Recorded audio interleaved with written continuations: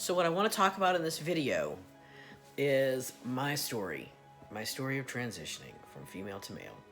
So watch it. Hey everybody, it's Carrie. Today is May 6th, 2020, and I thought while I was still quarantined at home, I might share some of my personal story with you. I know in the past, in some of my videos, I have shared some personal information about my journey and why I chose to transition at the age of 50. I have a whole video about that, and maybe some of the things that were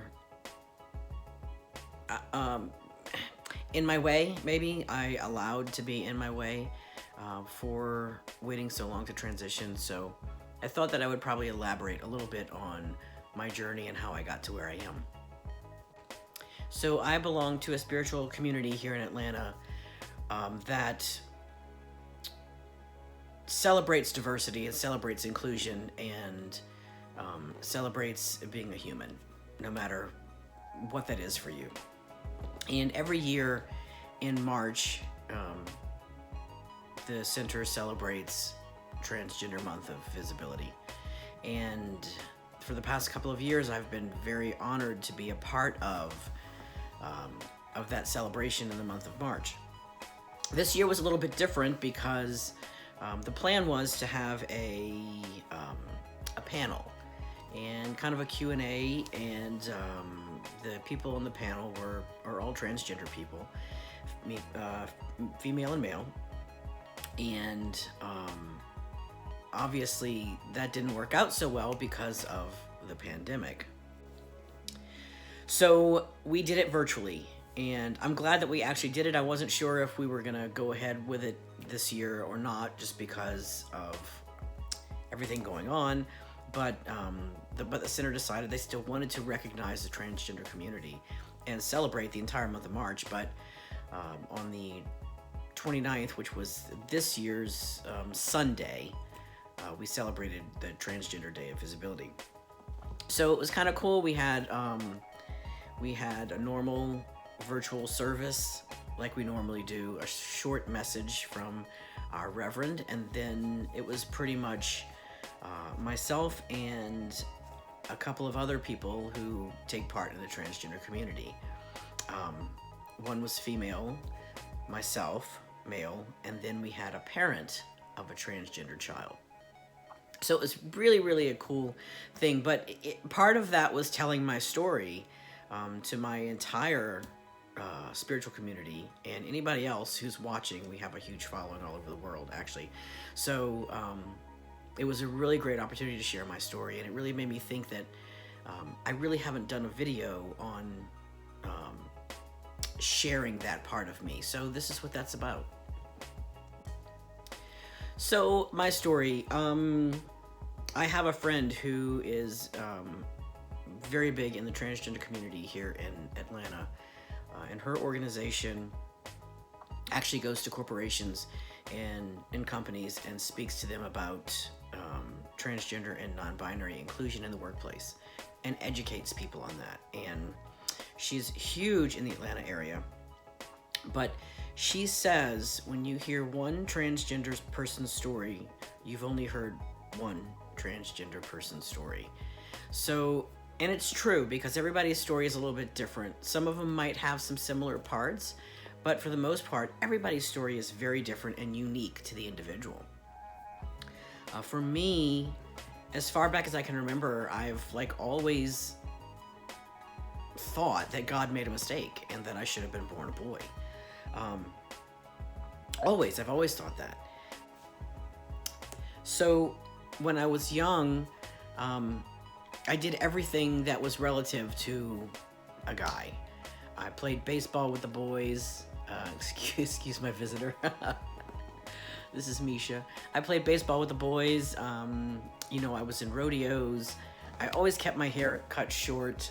I did everything that was guy related, and I loved it. We lived on a farm. I loved that so much. I worked on the tractor with my dad, and it was just, it was a great childhood that I remember. But my whole life was surrounded by doing guy things, and I just thought that was a very normal thing. I never thought anything about it. As I got a little bit older, I realized I started having attractions for my girl friends, and I really didn't understand it. I mean, I thought it was kind of cool, but I really didn't understand it. I didn't know why I had those feelings. But when I was about 15 or 16 in like 1984, I had a little 13-inch color TV in my bedroom, and we had HBO. And by chance, there was a documentary on sex change operations, which, now we know is not necessarily a positive term in our community. Now we refer to it as gender-affirming surgery. But that was the first time I ever realized that I could actually be something different. Even though I didn't really fully understand it and grasp what the heck was going on, it did teach me that I could be something other than what I was. So from that moment on, I was in my own little fantasy world, in my own fantasies that I would have. I was always the guy in every relationship. I was the guy in all my fantasies, and I loved it. As I got a little bit older, I wouldn't say that I was sheltered. I don't really believe my parents ever sheltered me from life, but I would say that I lived in a place geographically that being gay was not, it just really wasn't, on the forefront of things. It was a relatively conservative town in southwest Louisiana, which is neither here nor there, but I still, at that point, going through high school, I really had no idea what gay was. I really didn't. And it wasn't until when I was a little bit older, that I met someone who kind of brought me out of my shell. And it was really when I moved to Atlanta. And I started to meet people, because it's a lot more diverse here, and I started to meet people who were gay, and that was really exciting for me. So I started my self-identification as a lesbian at the age of 25. I was quite the late bloomer, but it really doesn't matter. Age doesn't, I don't think, really matters to me at all. But so for the next 25 years of my life, I lived life as a lesbian. I loved it. Because I loved women. I enjoyed having girlfriends. I enjoyed dating women. I enjoyed having a friend circle in a community that was so tight. I enjoyed all of that. So when I got to be around 50 is when I really started looking into top surgery. What I realized is that I didn't really have dysphoria about my life. I didn't have dysphoria around my body, but I did have dysphoria around my chest, and I did not want to have breasts. So I started my research into top surgery, and of course, in doing that, I mean, I was a sponge. I watched so many YouTube videos. I just jumped in head first, and I got as much information as I could. I could not absorb enough information about top surgery. The befores, the afters, why people chose to do it, the surgeons they chose. I mean, everything that I could get my hands on, I was watching. But if you've ever watched videos on top surgery, you know that 99% of them also revolve around the person having the interest of being or going through a transition from female to male. There's definitely some non-binary stuff out there, but what I didn't find is a lot of stuff on people my age who was, looking into transitioning. And that's when I realized is that it was kind of like a light bulb moment for me. It was my aha moment where I went, okay, now all of these little pieces of the puzzle where I thought God made a mistake and I should have been born a boy, where I associated, I was so comfortable with boy things and boy clothes, why I had crushes on girls, why a show on sex change operations was so fascinating to me. It all came together at that moment and that was like my moment of clarity. It's like, this is my time. This is my time for me to actually step into my most authentic self that I could possibly be, and it made so much sense. So at the time that I was doing all of this, I was also married, and I do believe, sadly, that my transition played a very, very minuscule, but a very small part in the ending of my marriage. But what it did allow me is the space and the opportunity to explore myself and my transition 100% without any questions, without any judgment, without any shame, without any permission. I truly believe that if I were still in my marriage, I would not be where I am right now. I would be transitioning, sure, but my journey, I think, would have looked very, very different than to being in a space where I could experiment and I could do whatever it is I wanted to do for me, selfishly, 100% of the time. And that's worked out beautifully for me. I've learned so much about myself, and I've learned so much about the man that I want to be. I've learned, like how I want to dress, how I want to do my hair, if I want to pack, if I want to, whatever. I mean, the possibilities are endless, and I'm so psyched to be in this space and to continue to grow into becoming even more me. The thing that I think in a transitional phase for people is they either have a ton of dysphoria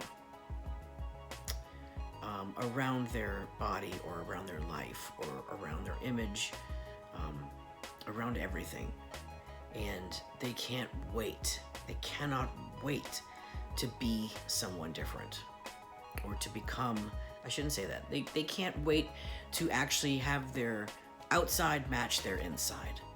And this is mostly the inside, right up here and then right in here.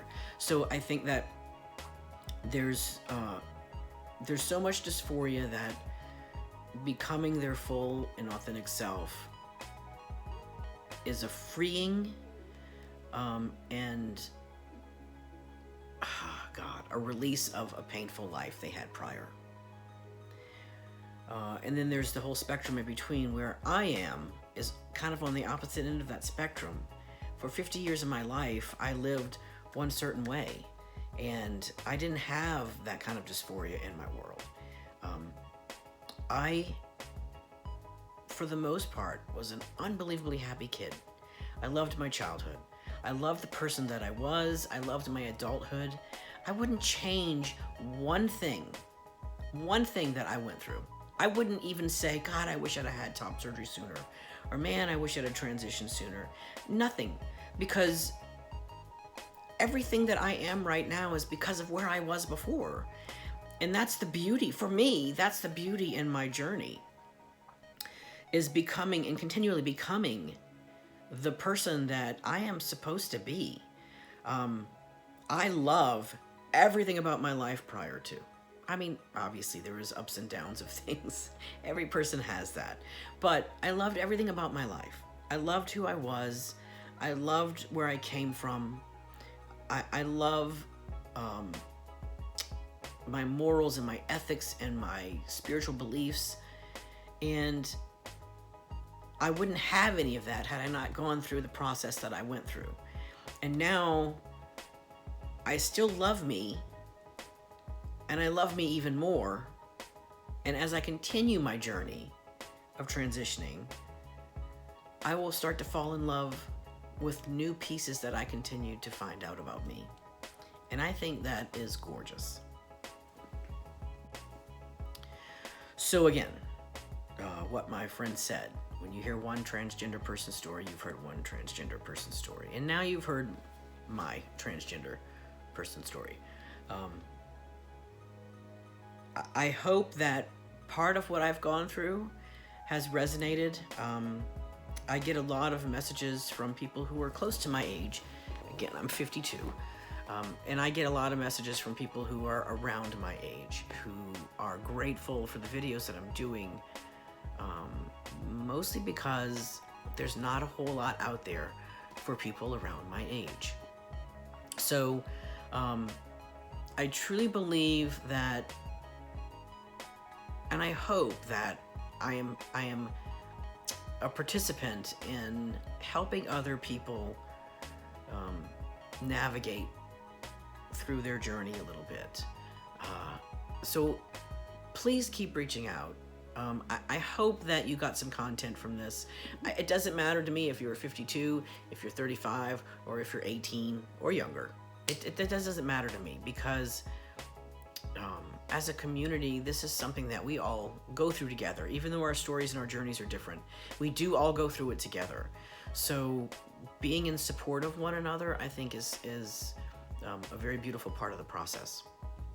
So continue to hit me up with messages and stuff. Follow me on social media. I'm on Instagram and I'm on Facebook, just under Carrie Stouter. And subscribe to the channel. If there are ever videos you want to see of something that maybe I haven't talked about, I am an open book, obviously. My life is all over social media, so I am happy to talk about things. So anyway, thank you again for your time and for your continued love and support on my journey. Please hit the subscribe button, the notification bell, like it, share it if you'd like. Maybe you know somebody in your family, you probably do, or somebody around you who could use some words from somebody else who might have gone through it or is still going through it. Introduce them to me. I would love to be a part of that. So you guys stay safe during the quarantine. I know that we are released to go out and about and do what we will, but just remember, stay safe, help keep others safe, and God, you guys be good. Peace.